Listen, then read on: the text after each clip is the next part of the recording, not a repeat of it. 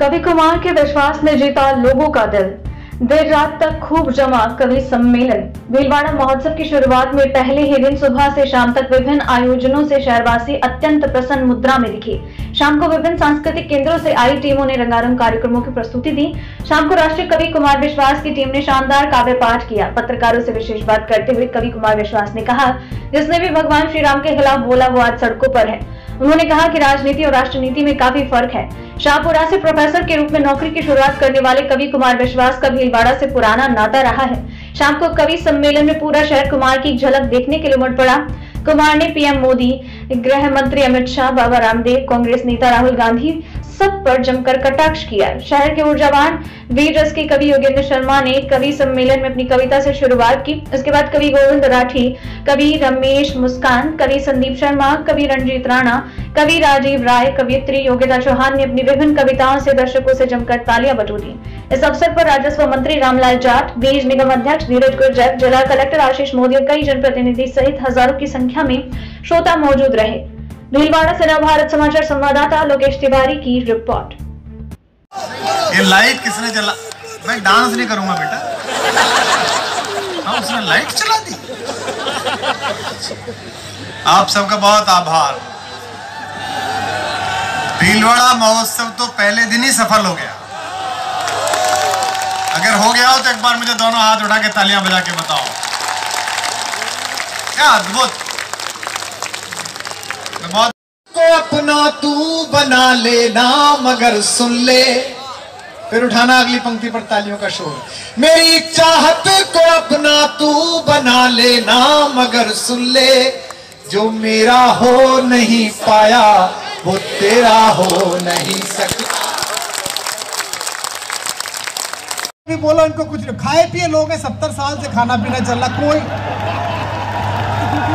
अब पुराने खानदानी लोग हैं, रईस तो बुरा, ये भाजपा ही बहुत तेज बुरा मानते हैं। ये नए नए हैं पर ये सरकार में नहीं, दुनिया में ये अकेली, भारत में अकेला प्रदेश है राजस्थान। आप किसी प्रदेश में जाइए, नेता से पूछिए किसमें हो, वो कहता है भाजपा में। दूसरे से पूछिए किससे, बोले कांग्रेस में। यहाँ कांग्रेस में ही पूछना पड़ता है कि दौसा वाली में हो कि जोधपुर वाली में हो, या अकेला प्रदेश। तो मैं यही चल रहा है कि जोधपुर वाली में हो कि धौलपुर वाली में हो। लेकिन अच्छा है, कभी किसी बात पर टिप्पणी करें तो आनंद लीजिएगा। ये दौर वो है जब सच बोलने का संकट है, जब जरा जरा सी बातों पर लोगों की आस्थाएं और भावनाएं आहत होती हैं। ऐसे में ये कवि सम्मेलन के कवि ही हैं जो सच बोलते हैं। और मैं प्रशासन का आभारी हूं। अमरनाथ वन शोभित है, जिसकी विस्तारित पर सीमा शिव पुराण में वर्णित है। सिंधुबंग कैलाश कभी इस भारत माँ का वैभव था। तक्षशिला का वो गुरुकुल भी इसी धरा का गौरव था। क्षत विक्षत ये काश्मीर तो स्वर्ग स्थली कहलाता था। मुझे बताना कितने लोग बैठे हैं देशभक्ति यहाँ पे। क्षत विक्षत ये काश्मीर तो स्वर्ग स्थली कहलाता था और एक गांधार से ब्रह्म देश तक भगवा ध्वज लहराता था। न तनख्वाह न मुआवजा, ढोल धमाके बजा करें, तुम अपनी धुन में नाच सको। पढ़ दिया मृत्यु का पाठ हमें कि तुम अपनी पोथी बांध सको। फिर गांव गांव में नव विकास की एक धारा अग्रेषित हो। राधा को चंचल कान्हा के प्रेम पत्र फिर प्रेषित हो। संस्कृति के संवाहक बनकर 2 सेकंड चेतक घोड़े फिर रखी भवानी हाथों में और प्राण पखेरु यूं छोड़े। 1 इंच भूमि को ना छोड़ा, तैयार रहे कर जाने को। दुश्मन को मजबूर किया झुककर पीछे हट जाने को। नारी शक्ति, बच्चे बूढ़े, आओ सभी जवान करें, क्यों नहीं पुण्य पुरुषधारी इन वीरों पर अभिमान। भावना का स्वर भी है कि वो समय रहते अपने शिक्षा मंत्री जी को एक ज्ञान देंगे। और मैं उन्हें आमंत्रित भी करता हूं कि अगर उनकी कोई ऐसी जिज्ञासा है तो वो अपने अपने राम के सत्रों में पधारे। अभी उज्जैन में मैं करने वाला हूं शिवरात्रि पर 3 दिन का, और भी जहां जहां जगह हो रहा है वो आए, सामने बैठे, अपनी जिज्ञासाएं रखें।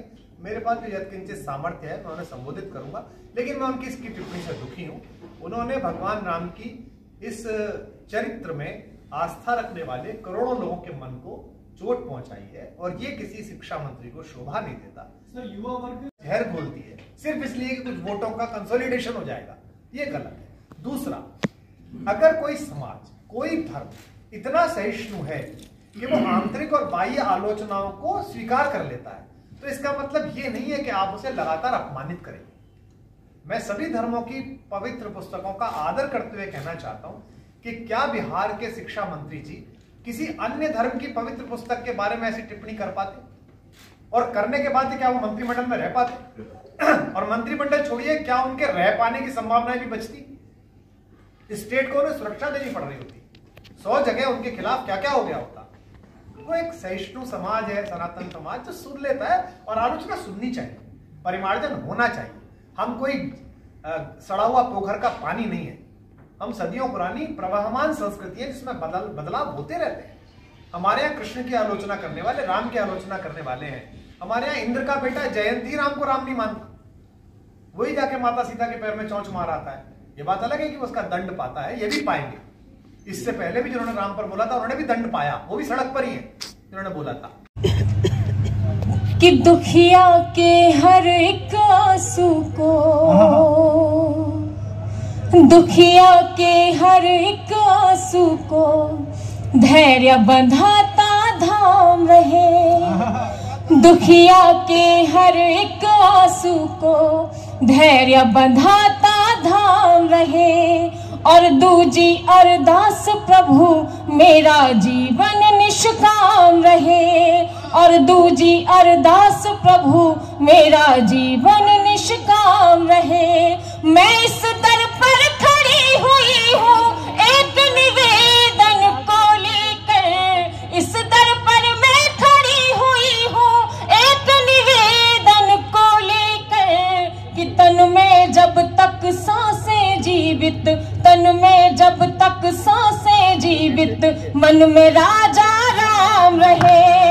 हम मुसाफिर हंस-बह चले जाएंगे, इन नजारों में तुमको नजर आएंगे। इन नजारों में तुमको नजर आएंगे। मेरे गीतों को दिल से लगा लोगे तुम, मेरे गीतों को दिल से लगा लोगे तुम। अपना दिल आपके नाम कर जाएंगे। नहीं पढ़ रहा हूं 4 पंक्ति। निश्चित रूप से हमारा स्वर स्वाभिमान के में अगर आज तना हुआ है तो उनके लुट जाने का डर वो कहां सितमगर करता था। क्या भाषा। और दूसरी पंक्ति पहुंच जाए तो चौथी पंक्ति में एक एक हाथ लहरा जाए आसमान में। कहीं आज ये यज्ञ कविता का डॉक्टर विश्वास जी की उपस्थिति में कहीं हमारे पूर्वज देख रहे हो तो वहां तक आपकी जान के लुट जाने का डर वो कहां सितमगर करता था। रफ्तार में ऐसी बिजली थी धरती को अंबर करता था। वाह वाह वाह, धरती को अंबर, वाह। रफ्तार में ऐसी बिजली थी धरती को अंबर करता था। और टप टप करता राणा का चेतक जब धूल उड़ाता था, अकबर भी घर में घुस के अल्लाह अकबर करता था। बता दूं कि मैं भी डॉक्टर साहब के शुरुआत का साथी रहा हूं, पर बीच में मैंने कवि सम्मेलनों को छोड़ दिया। मैं जब आदरणीय जिलाधीश महोदय देश भर में ख्याति आप कहाँ रह गए, मैंने कहा सर मैं बीच में 13-14 साल कविता से दूर हो गया था, कवि सम्मेलन से दूर हो गया था। और वो कारण मैंने आपको बताया, वो कारण आप तक बताता हूँ। क्योंकि इन 10 सालों में हम हमारे गांव के सरपंच बन गए थे।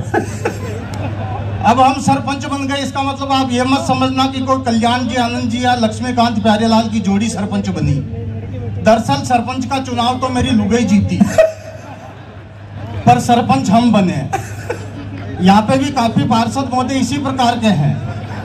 पहली बार एहसास हुआ मैं किसी का पति भी हूँ, क्योंकि जब तक अधिकारी सर्टिफाइड नहीं करते अपन मानते ही नहीं। सर इन 10 सालों में हमने खूब विकास किया, एक नया मकान बना लिया, दिया नहीं तो नीचे से नाले भी निकाल देता इस बार। आज जैसे आपका भिलवाड़ा पधारना हुआ जी, तो काव्य की जिस तरह से अभी मंच पर जो स्थितियां हैं जी, इसके बारे में आप कह रहे हैं। काव्य की स्थितियां मंच पर बहुत विचारणीय तो है ही, पर बहुत बुरी भी नहीं है। कुछ गलतियां हो रही हैं श्रोताओं की तरफ से भी, कुछ मंचों से हो रही है। दोनों पाँव से चलता है इंसान, वैसे ही दो चीज़ों से मंच चलता है, एक तो कवि और एक श्रोता।